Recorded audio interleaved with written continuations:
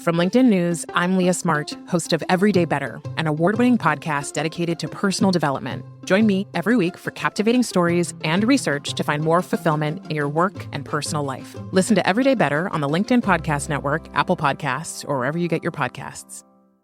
From LinkedIn News, I'm Jessie Hempel, host of the Hello Monday podcast. Start your week with the Hello Monday podcast. We'll navigate career pivots. We'll learn where happiness fits in. Listen to Hello Monday with me, Jessie Hempel, on the LinkedIn Podcast Network or wherever you get your podcasts.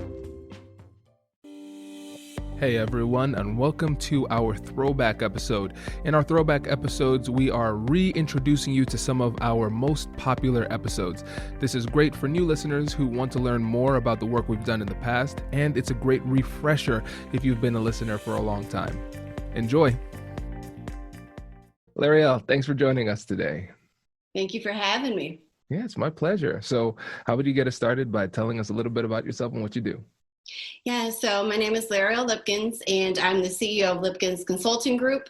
And I really specialize in working with companies who want to convert more prospects into paying clients. So I do that through sales training and consulting.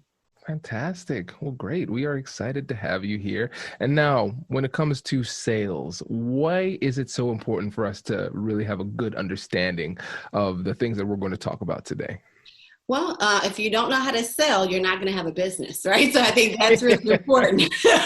Let's just cut and dry, right? I think there's two things you have to be really good at in business, and that's marketing, getting leads in the door, and sales, converting them.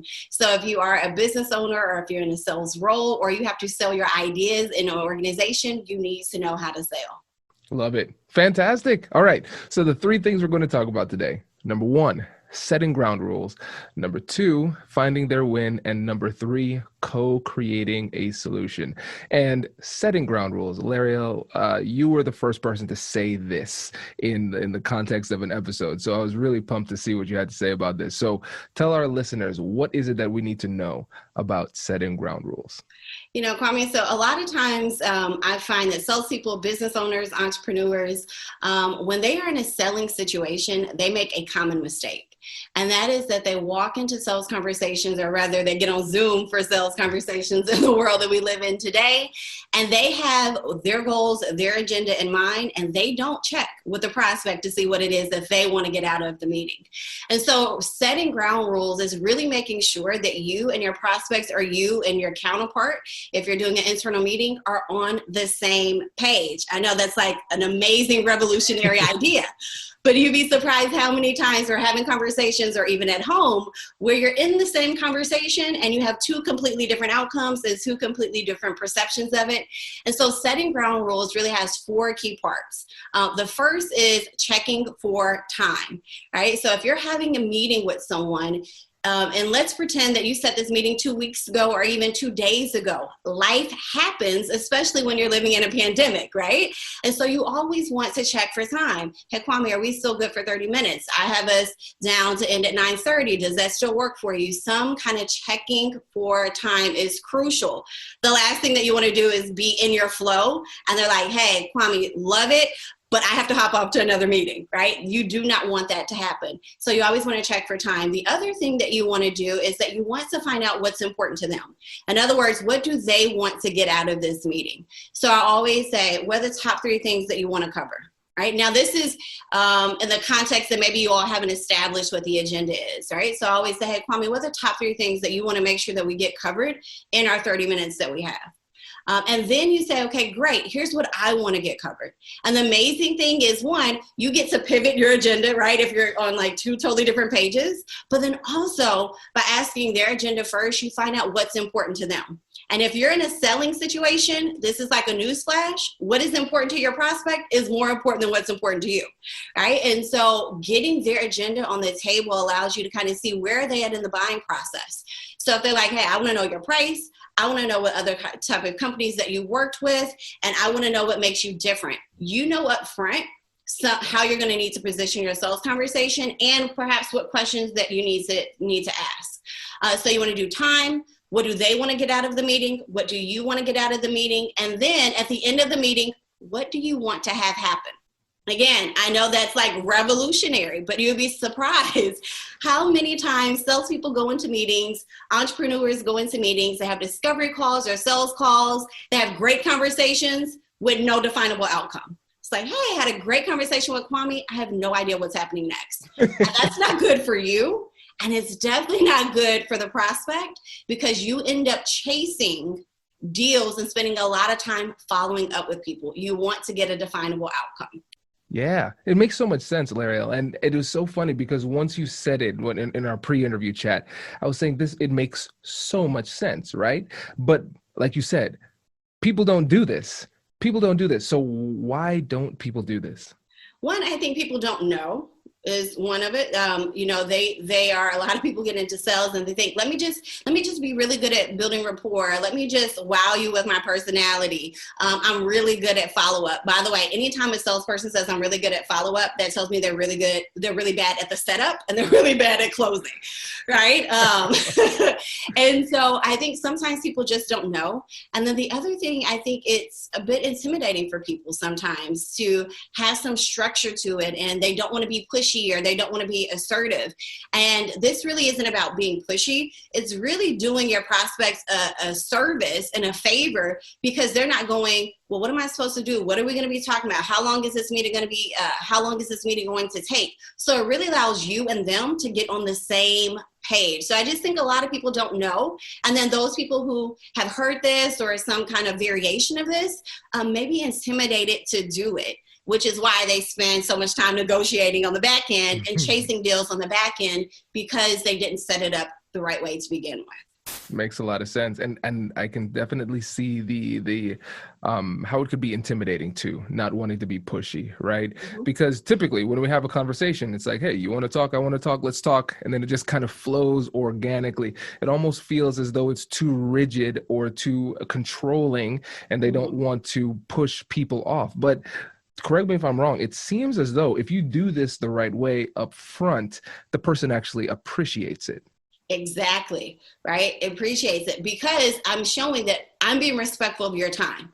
We're not going to sit here for 30 minutes and not figure out what we're doing, right? So it's saying up front, hey, what's important to you? Great. Here's what's important to me. Great. Hey, Kwame, at the end, I'm hoping a couple things could happen. You may say, hey, Lariel, it's a no-go. It doesn't make sense. Please let me know that, right? The last thing I do is want to, fill your inbox with a bunch of messages following up with you. On the flip side, Kwame, if you do think I can help you and you think that I can provide a solution, what I would like to do is spend the last 5 minutes really mapping out what our next steps look like. Oh, I'm telling you, this is gold. And it not only works in the office or in a Zoom meeting or in an internal meeting, it works at home. Because Kwame, I don't know about you, but I've had conversations with my spouse and I thought we were on the same page and we weren't.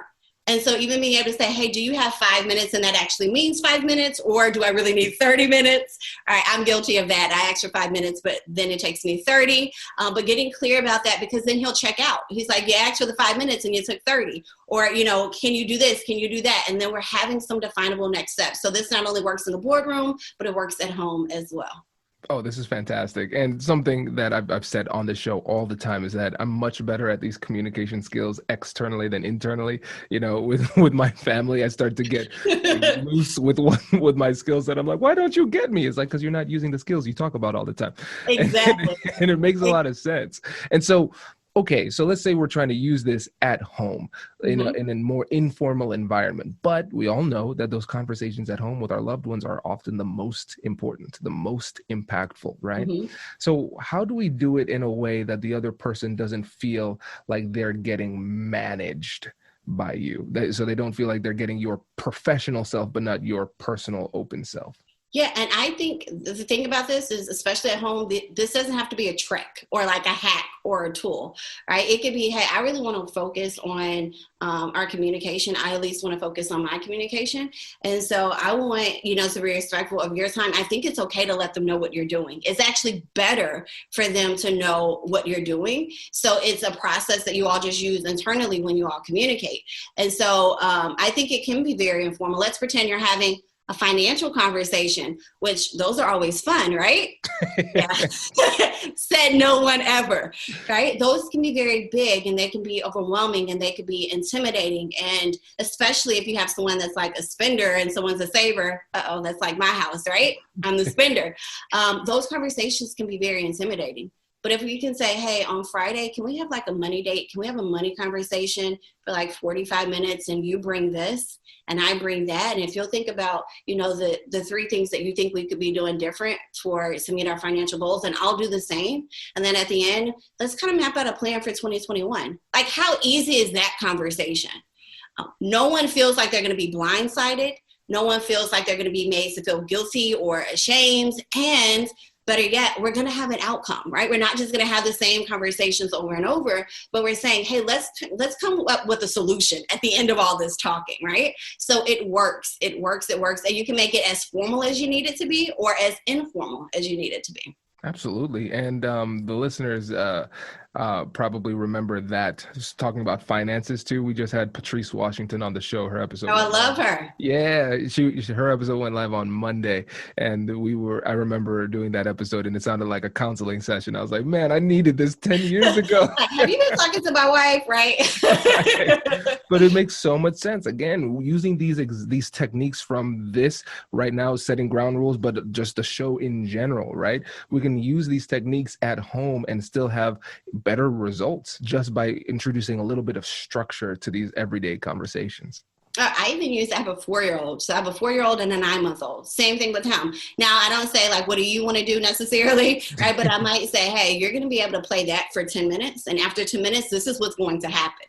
Right. So it isn't this surprise. And that has been a game changer, because I was the type of parent that's like, hey, we're done with that. Let's do this. And he would be in the middle of something. And I thought, as a parent, I'm just cutting you off and I'm going to move you on to the next thing. Now I just say, hey, Quentin, you have 10 minutes to wrap that up. And then when you're done with that, we're going to go take a bath. Right. Yep. And now he knows what to expect. So it isn't like the full process, but the concept is still there. Yeah, that's fantastic. I love it. Hi, I'm Katherine Kanapke, and I'm the Chief Operating Officer here at the American Negotiation Institute. Did you know our company offers completely customizable negotiation workshops? The negotiation and conflict resolution skills that your team will learn from these workshops are beneficial across all professions, but they're especially useful in procurement, purchasing, sales, sourcing, and contract management. Our calendar is filling up quickly, and we even have some workshops scheduled for next year. If you think you might want one, I'd suggest reaching out soon so you don't miss out. Check out the link in the description to learn more. Also, be sure to check out our YouTube, LinkedIn, and Instagram accounts to see our daily negotiation content. Thanks for listening. Brace the rudders! Raise the sails! Raise the sails! Captain, an unidentified ship is approaching. Over. Roger. Wait, is that an enterprise sales solution? Reach sales professionals, not professional sailors. With LinkedIn ads, you can target the right people by industry, job title, and more. We'll even give you a $100 credit on your next campaign. Get started today at linkedin.com/marketer. Terms and conditions apply. And I'm assuming preparation beforehand is critical when it comes to being able to introduce this structure at the beginning of the conversation as well, right?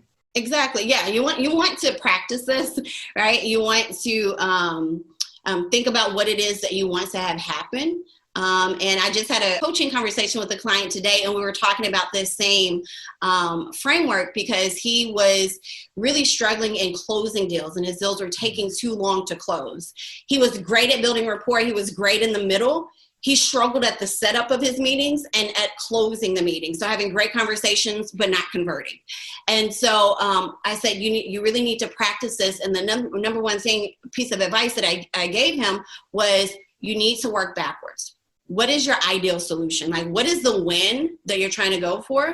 And then that's how do we set up your setting up expectations and ground rules that will allow you to get to that outcome. Right? So I think a lot of times we're having conversations, especially if they're difficult conversations, and we're only thinking about like the front end, but we're not thinking about what's the win, like what's the ideal solution. And for me, I found it works better to figure out what's the end result and then work backwards. results. Yeah, absolutely. That makes a lot of sense. And listeners, when you have your difficult conversations and your negotiations, remember, download those free guides that we have on the website, AmericanNegotiationInstitute.com/guide. You can get access to all 15 of our free negotiation guides there too. And I think this is a great chance for us to transition into the second point, which is finding the win. And so what do you mean by finding the win for them? Yeah, I think a lot of times, especially in sales, we're thinking about what's the win for us versus thinking about what's the win for them. And so you want to be thinking about what would their personal win be? What would success look like for them? And then it's much easier to then tailor your solution in a way that's going to help them get closer to their win. And so I'll give you another really practical example. I had a client where they want to do some affiliate marketing to help generate some sales. And so we've been working on this concept, I'm not sure if you've heard of it, of your Dream 100. Yeah. Have you ever heard of that? Yeah. Yes. Is that Yes. Chet Holmes? Chet Holmes. So I had them create their list of their Dream 100, and we came up with a strategy for each one. I said, you're not going to pitch each one to say, can you be an affiliate for this? By the way, getting affiliates is still a selling role, right? I got to sell you on being an affiliate. And so I said, what you need to find out is what's their personal win. Like, what value can you offer to them? What goal are they working on that you can position being an affiliate will help them achieve, right? And so maybe that's getting in and being on their podcast, right, is the way that they can introduce you to their audience. Or maybe it's doing a webinar with them. Maybe it's co-creating, doing a special program. Maybe it's an exclusive offer that's specific to their audience, right? But it's finding out what is their personal win. And I think that is incredibly important because a lot of times salespeople, entrepreneurs, it's all about what's the win for us. And if you can't help other people get their win, they're not going to help you get theirs. And so I want you to be thinking about what is their personal win. And so one of the questions that I include in my sales process is, if we were to work together, Kwame, what would you need to see a year from today, or even 6 months from today, to say that this was worth it? And what I'm really saying is, what would be a win for you, right? Now, this is before I've sold them anything. This is before I've pitched my services. But I need to find out, what does success look like for you? What is that personal win for you? That is a game changer. By the way, that's a question that 99% of salespeople are not asking, right? And so that's going to make you stand out. Absolutely. Now let's go into that question, because I asked a similar question. So I want to see if you're having a similar response. When you ask that question, how do people respond to you? It depends, right? The initial response is, what would success look like for me? That's the initial response. Yes. Because they've never thought about it. Now, here's why that is so important. And here's the mistake that a lot of people make, is then when they're in the selling position, they rescue them. Well, what I mean is, and no, you need to let them wrestle with that. Because the moment they go, I've never thought about that, what they're really saying is, you're making me think different. Therefore, you must be different. Therefore, you probably will provide a lot more value to me, and we could do a lot less negotiating on the back end, right? Right. So when they wrestle with that and they say, well, Kwame, I don't know. Well, you let them wrestle with it, and you sit in the uncomfortableness of it to let them figure out what that would be, not making suggestions of what that could be. And even being able to say, Kwame, you're not alone. I talk to a lot of CEOs, a lot of entrepreneurs, and they haven't really thought about that. So yeah, give it a moment. It's okay.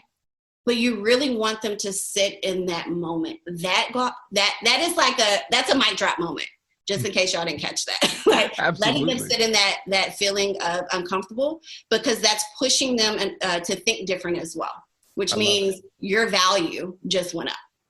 Absolutely. And listeners, this is something I want you to pay attention to. I think we have our 5-star points. So if you are listening to this point of the episode, I feel like you like the show. So give us a 5-star review, and give L'Ariel a shout out too, and subscribe as well. I think, L'Ariel, that's a great question. And the thing is, when I ask that question, sometimes I almost take it almost like a game. It's like a point that I score, because I want to ask questions that make people sit back and say, that's a great question. And then they sit in silence. And you're it's like you said, we use that silence. We're actually mobilizing that discomfort and that awkwardness because there's a lot that's happening beneath the surface. We had a whole episode on the strategic use of silence with Julia Ewart in September. And so, yeah, absolutely. It's really, really powerful. And that's the thing. What we're recognizing too is that they haven't fully thought it out. They might just say, I have a sales team. They need sales training. Going to check that box, right? I have this amount of money to spent it. Yep. Exactly. And so you're forcing them to wrestle with it and create that future. Then again, what you do is you hear what they're saying, and then you can co-create that future with you. Wow, it makes sense. That's literally what's coming up next. It's coming together. This is great. And so when it comes to finding the win, what challenges have you had when it comes to getting that visualization of what they actually want? I think it's really about the level of questions that you're asking and the amount of rapport that you've built. Right? To ask that question requires a certain level of rapport with that person, so where they trust you with the answer. I've had people who their response to that wasn't that they would have more sales, which is another key. Sometimes people are scared to ask that question because they already feel like they know the answer. Right? Well, of course, Lariel, you do sales training and consulting. Their win would be more sales. I had one gentleman who said, I have an autistic son. The win for me would be able to generate enough revenue to provide the amount of care that he's going to need for the rest of his life. Wow. Like that requires a certain amount of rapport. I've also had people say the win for me is that I actually be able to make it to my 7-year-old's soccer game versus being at the office because we don't have enough revenue coming in and I'm trying to figure out how I can get more money in the door. Right? I've heard people say a win for me would be taking vacations. You'd be surprised more often than not, the win isn't monetary. And when you get to that level of trust with people, that's amazing. So if you're listening right now and you're like, well, I love the question, like it was good, but I know the win for me in my business, it would be this, or the win for the people I'm talking to would be this, ask the question. Because when you get something that is not related to what you actually sell, that's when you know you've gotten to a point where you're no longer going to be seen as a commodity or like another Me Too consultant or entrepreneur. You're at a totally different level. And so I think the biggest challenge that people have is they assume that they already know the answer. Therefore, they don't feel like they need to ask. I guarantee you, in my experience, once people actually process that answer, or process the question rather, the answer is not related to what you sell. And even if it is, so for example, Kwame, if they say, well, the win for me is that my people are closing faster, right? Then I say, okay, so let's pretend that's the win for the business, right? That's the win for the business. They're closing faster, money's turnover. But what's the win for you, Kwame? And I'll ask it again, right? And they'll go, well, and that, I'm telling you, that is the game changer in sales, being able to connect to what's their personal win, not just the win for the business or the organization or the team, right? What's the win for them? This is great. And again, I think we can see the clear connection between this question applied in the business world, but also at home. I've been married for 10 years. I have a 5-year-old. Sometimes I've been very surprised. God bless you. It's like I feel like I need a trophy every year. And when he probably that's why you're glowing, right? That's exactly. When he says every year, I need one every month, right? But yeah, this works at home too, because the thing is we have different visions. And to the point, let's give the example of personal finance. I think you and I are the same way, spenders, right? I'm confident in where we sit. Whitney has had a different upbringing and she had more money concerns. And so she gets more nervous about money than I do. And as a result, the win for us is going to look very different. Hers is just simply security. Mm-hmm. Simply security, and mine is a little bit different, but being clear on what that is allows us to connect and communicate at a much higher level. Exactly. And it allows, when you're presenting solutions, to show how you can have those experiences that you perhaps want to have, right? In those moments that you want to create, but still having stability, right? And so it's a win-win, which I love, right? And I think that's a great example of how can you apply that at home. Because even for me, when you think about staying on the money conversation, like this idea of being debt free, well, even my husband and I had this conversation, like to me, debt free is like clear. You don't owe any debt, right? But to him, debt free was, I don't necessarily want to pay off my car because I like getting a new car every kind of, 3 to 4 years. So for him, debt free was everything else, but we can still have a car note, but we're still debt free, right? And so it's just amazing, whether it's at home or in business, how we can make assumptions about what something means or what could be a win for somebody. And it's just taking the time to ask those questions and be genuinely curious makes the world of difference. I love it. So this is great. So let's say we have followed this path perfectly. So we started the conversation by setting ground rules effectively. We've asked really great questions to find what the win is for them from their perspective. And now we're at the point now with the third point, which is co-creating the solution. So what do we need to know about this final point? Yeah, and you'll probably recognize something about me. I'm a big believer in simplicity. I think a lot of times people struggle with sales, and you probably even see this with negotiation because we make it way too complicated.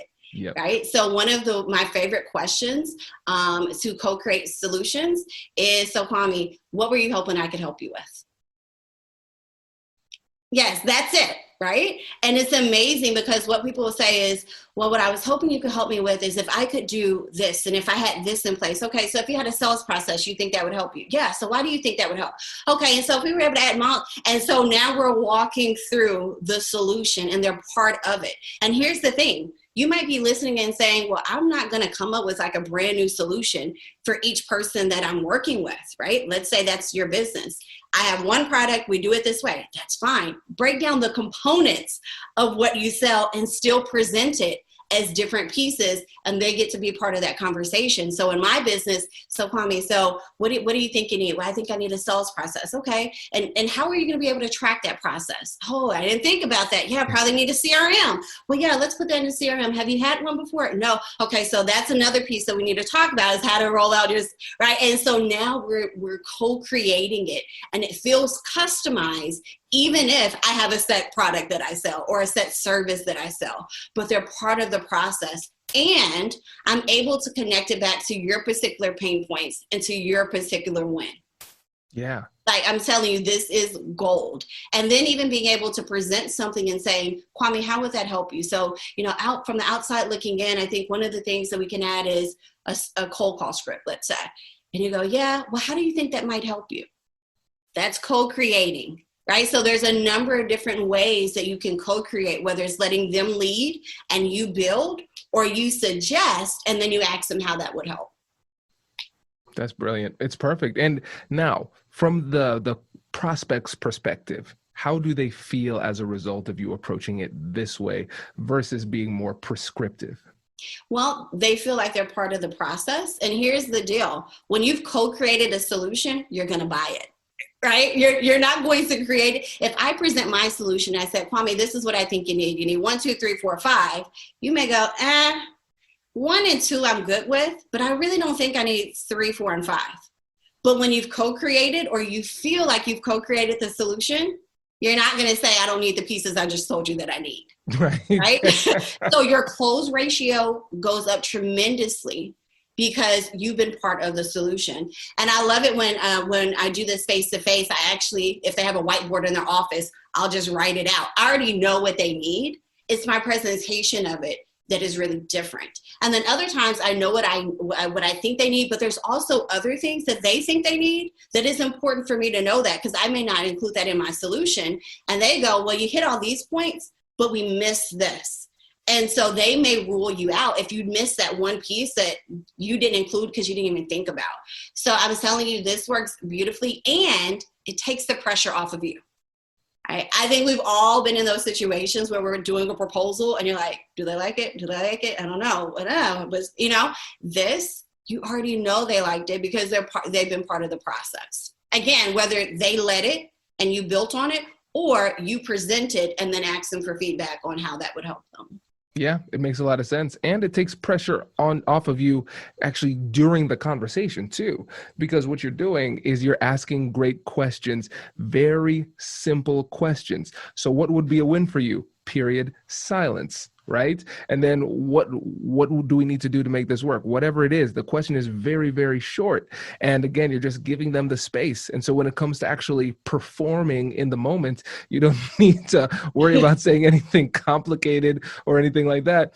Very simple. And then it just does it. The process does itself, essentially. I tell you, sales is very simple. It is very, very simple. It's understanding how people think. It's uncovering what they want. And then it's also on the back end, I think another mistake that we make is that people sometimes have an idea of what it is they want. And then we come in with what they need and they're like, yeah, but I want this. Sometimes you have to give people what they want, close the deal, and then you include what it is that they actually need. And if you battle that too much up front, you're going to lose them because they're going to feel like they're not being heard. And so, sales is very simple. You do need a process, right? And these questions are part oftentimes of a larger process because we need to, ask qualifying questions. We need to find what their pain points are. So these questions are part of a larger process, but I guarantee if you can nail these 3 points and setting up your conversations better, it's going to be much easier to close. If you can find out what their win is for them, then they're going to feel a lot more connected to you. And if they co-create the solution, they're not going to say no to a solution that they've been part of developing. You're going to get their buy-in. Absolutely. And now, before we go, if there is one thing that you would suggest that people do after listening to this episode to be more persuasive, close better deals, what would it be? I would come up with a list of questions. Sales is really good salespeople are not the people that have the best personality or are the most extroverted or all of the things that we traditionally think of salespeople. The best salespeople are the people who ask the best questions. Right? So I would come up with a list of questions. What are the key questions that you need to ask in your sales process? And that takes the pressure off of you, makes you more consultative. And now you're gathering all of the information so that when you present your solution and you're co-creating it, they're already bought into it. So get really good at asking questions and it makes the whole process 10 times easier. I love it. And I know there are people out there saying, whoa, we need her in our lives. So how can people get in touch with you? Yeah, so you can visit my website, Lipkins.com. So obviously I do a bunch of consulting, but I also do a bunch of speaking. So if you say, hey, I have a sales meeting coming up, or, I would love to get you in front of my sales organization or working with our executive sales teams, those are all things that I can do. So the best way to reach me is Lipkins.com. Fantastic. Lariel, thank you so much for joining us. We appreciate it. Congratulations! You've just joined an elite club. By listening to a full episode, you're now officially on the Negotiate Anything team. So welcome aboard. What most team members do is they subscribe to the podcast because that allows them to automatically get the latest episodes of the show. The best things in life lie on the other side of difficult conversations. Keep learning, keep practicing, and keep getting better. Your relationships will improve, your career will soar, and you'll have the confidence you need to get the most out of these crucial conversations. Again, thank you for joining the team. We're excited to have you, and I will see you in the next episode. I'll catch you later.